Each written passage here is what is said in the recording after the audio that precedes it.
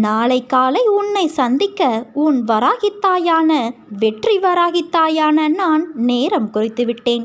சரியாக நாளை காலை 10:10 மணிக்கு நான் உன் இல்லம் தேடி பச்சை நிற ஆடையில் வருவேன். என்னை அடையாளம் கண்டு கொள் குழந்தையே.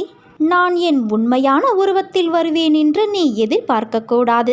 என் குழந்தையான உனக்கு ஆசி வழங்குவதற்காக எந்த ஒரு உருவத்திலும் உன்னை தேடி நான் வருவேன்.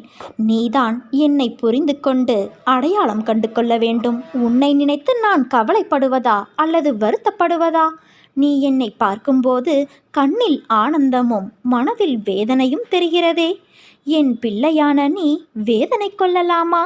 உனக்கு துணையாக உன் அன்னையான நான் இருக்கிறேன். உன் மனம் என்பது குழந்தையின் மனதை போன்று பளிச்சென்று தெளிவாக உள்ளது.